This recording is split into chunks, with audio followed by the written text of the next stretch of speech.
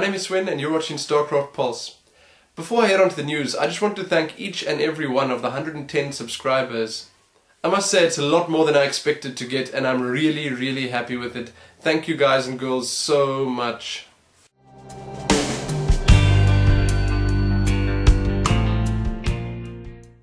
Another small patch hit the Battle.net servers last week.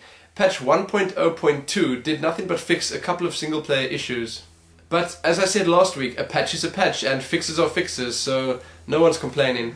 Starcraft 2 esports is set to get underway with a bang thanks to the GomTV Global Starcraft 2 League. The league will be running monthly tournaments which will then lead to bigger tournaments which will then lead to the World Championships. The GSL, as they've called it, monthly league will tote prize money of up to $170,000 US. The winner will receive $85,000, the runner-up $30,000, and the semi-finalists between $8,000 and $25,000 each. Once all the results are in for the 2010 season, the players will be divided into an upper and lower bracket for the 2011 season. Wow, what can I say? Just wow. That's a lot of money that you can make by just playing StarCraft 2. Another interesting thing that they did mention was that players from all around the world can enter, so all you aspiring pro gamers out there, you better get to practicing. You can find a lot more information about that in the links below. Blizzard have released a list of the top 200 players on both US and EU servers. Most of the big names we know and love are present, but there are a lot of new faces there too. I guess that'll just make all the upcoming tournaments even more fun and exciting, so if you want to read more about that, head on over to battle.net. Activision Blizzard have offered up their financial results, this time for the quarter that ended on June 30. It is obviously pretty impressive, although their revenues are down slightly from the previous quarter they reported. Mike Morhaime also recently spoke to LA Times and listed their achievements for 2010 thus far. Yes, they get achievements too. GossoGamers.net have a great competition up where you can send in your StarCraft 2 themed art and stand a chance to win an Nvidia GeForce GTX 460. I personally won't be winning that as I can't draw to save my life, but I'm sure there are quite a few StarCraft 2 enthusiasts out there that are pretty handy with a paintbrush or pencil, so good luck guys. On that same note, if you were wondering if that graphics card was worth winning, the answer is yes. The Nvidia GeForce GTX 460 is officially the best FPS per dollar of any card out there. That's pretty impressive if you ask me. I would really love to get my hands on a card like that. You can find out more details about the competition and the GTX 460's pricing and specs below or over at GossoGamers.net. If you're one of those players that's wondering why the Lurker didn't make it into StarCraft 2, Chris Sagati has answers for you. He gives us the lowdown on why the unit wasn't featured in StarCraft 2, why the model is in fact there, and what we can expect from the unit's future. An interesting watch for all those Zerg players out there, I guess. You can find that in the links below. Those show matches between the Little One and Mad Frog did in fact happen at the 2010 European Warcraft Invitational, and I must say I enjoyed them thoroughly. You can find a quick recap of what happened over at battle.net, or a full blow-by-blow recounting over at GossoGamers.net. The Little One did manage to win it with a score of 3-2, and you can find the replays in the links below if you're interested in that. Blizzard had a pretty informative, if slightly short, interview with the Little One right before his show matches. So you can go read a bit about the Little One's life and how StarCraft 2 fits into it over at starcraft2.com. Sebastian over at Polygon Review is also going to be interviewing the Little One. His interview is probably going to be a lot more comprehensive and it's definitely going to be worth a watch if you're a fan. So head on over to Polygon Review's YouTube channel in the next couple of days to see that. The first Zotac Cup in the retail version of StarCraft 2 was taken by none other than the Terran player Sio. How we love saying that name. He managed to narrowly escape the clutches of the Protoss player's Sock with a score of 3-2. Go for SE2 number 27 was won by the well-known Protoss player White Ra. He met Mana in the finals and managed to take him down with a score of 3-0. We'll be seeing Zotac 2 and Go for SE2 number 28 this week, so stay tuned for more results from those. It seems that Blizzard have started policing inappropriate maps because they can. They've already removed a few community favorites, including Tank Defense and a couple of other lewdly named TDs. If you're interested in their reasoning behind this, or just want to make sure that your maps won't be removed, you can check that post out in the links below. The Curse Network has expanded once again, this time into the world of StarCraft 2. They've opened up their new StarCraft 2 replay site called SC2 Replayed. There's already a load of content and it's not slowing down one bit. So you guys had better add SC2 Replay to your favorites because it's definitely here to stay. For all those Starcraft 2 players that want to get the best out of their practice time, there's a powerful new Starcraft 2 manager out. It has a ton of really great features, including a cool replay analysis tool that'll help you get everything just right. The program really does way too much to mention here, and it seems like the guys over at the Team Liquid forum swear by it, so if you want to check that out, you better look in the links below. The amazing mapper that brought us one of the first third-person shooters in Starcraft 2 isn't stopping or slowing down his progress in the Galaxy editor. His new map is entitled Ruins, and it's a zombie survival shooter, but you really have to check the video out to see it for yourselves. It's just amazing what he's managed to do with the Galaxy editor. It looks like an entirely new game, so you can check that out in the links below or right here on YouTube. That's all the international news for this week. Let's see what's been happening locally.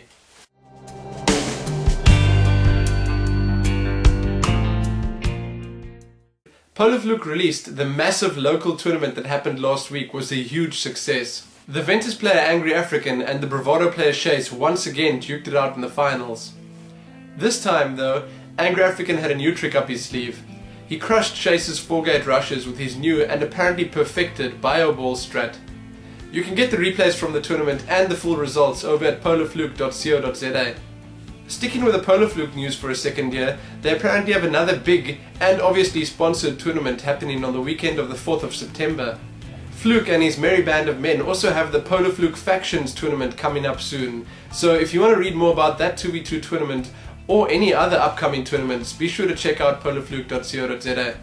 The Fist will be returning this Sunday evening in its usual fashion. Sadly, the Fist will probably become a slightly more exclusive tournament. I know a lot of players are probably cringing at that, but there'll definitely be enough tournaments to go around. The challengers set to fight it out for the coveted title will be notified soon, and you can check over at miton.co.za for more information. Another tournament happening this month is the GamerNet 2v2 Cup. This 2v2 tournament is set to become a regular event open to everyone. I've been told that if the first few 2v2 Cups run smoothly, we'll definitely be seeing sponsors on board soon enough. So if you want to read more about that or sign up, head on over to gamernet.co.za or miton.co.za for more information. If you're running any local tournaments and would like a mention on the show, don't hesitate to drop me a message here on YouTube, IRC, or email me at talesoflumin@gmail.com. But that's all that's happening locally, so let's head on over to Warcraft news.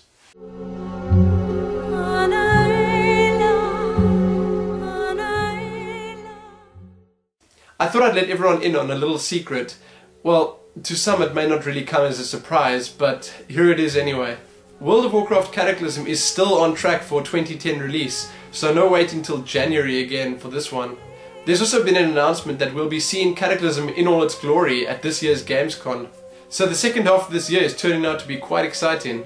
If you're interested at all in the Worgen starting area, BlogMe has a nice first impressions post up about it. It covers the first few levels as a Worgen and gives you a bit of an idea of the story and lore involved in the zone.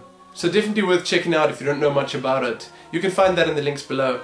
As I mentioned last week, the 2010 European Warcraft Invitational happened this week, and you can find a full recounting of that over at woweurope.com or in the links below. Some of the World of Warcraft lore buffs have noticed that something doesn't quite fit in the Cataclysm beta. Ysera, the dragon aspect of the Emerald Dream, has always been described with her eyes shut, as if sleeping. Apparently in the Cataclysm beta, in Mount Hyjal, she now has her eyes open. Shocker there, wow. Blizzard jumped in with a few spoilers and set things straight. They say that it's definitely going to be part of the fiction and will be described in an upcoming novel and in in-game events.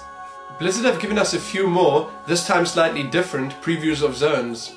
They have shown us the Southern Barrens and Darkshore, both of which are looking pretty different indeed. So if you plan on leveling your characters in either of those zones, you probably want to check it out in the links below. Tying in with Blizzard cracking down on inappropriate Starcraft 2 maps, they've apparently also started to crack down on World of Warcraft sex play? Yes, you heard me right. Apparently it's a big problem. I've also been told that on RP servers, the town of Goldshire in Elwyn Forest is the biggest meeting place of all. So yeah, that's pretty gross. The guys over at World of Raids have a Cataclysm beta key competition going on called Name That Zone. It's pretty easy, I guess. All you have to do is name the zones in the 7 Cataclysm beta screenshots they give you to stand a chance to win that beta key. You have some time to think about it and do research because the competition only ends on Friday night. So get to it, guys. Lastly, I'm probably going to be uploading a few videos of my Cataclysm coverage this week sometime. I'm just trying to figure out how to record them without sounding like too much of an idiot and at the same time providing at least a bit of information to everyone watching it. So keep checking back at the Tales of Lumin YouTube channel for more on that. That's it for Warcraft news. Let's see what's been happening with Diablo in the past week.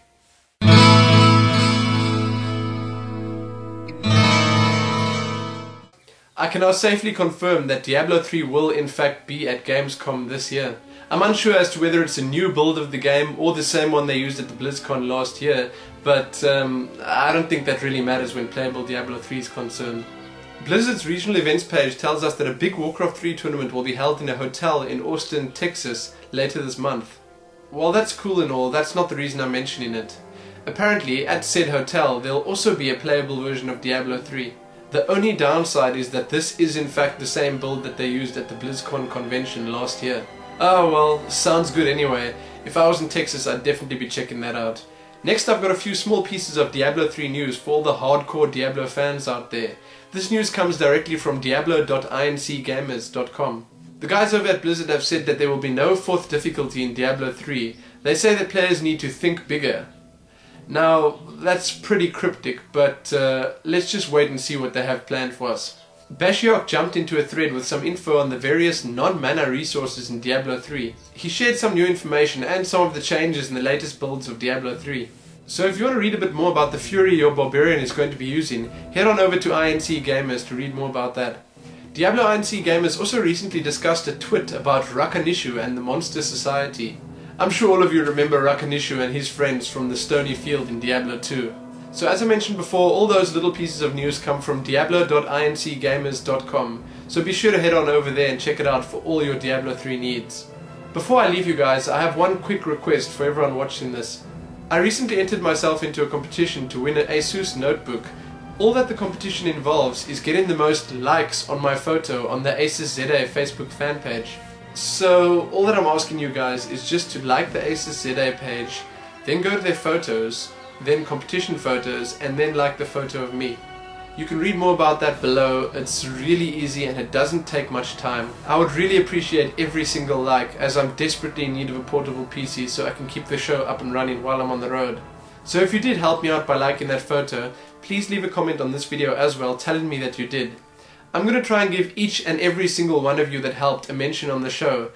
It might be a bit tricky, but I'm going to make it work. But apart from that, the South African Asus guys have done a great deal for our local gaming community and they deserve your support either way. But sadly, once again, that's it for this week's show. I hope you guys all enjoyed it, and again, thank you so much to all the new viewers and subscribers. But most importantly guys, happy Starcrafting.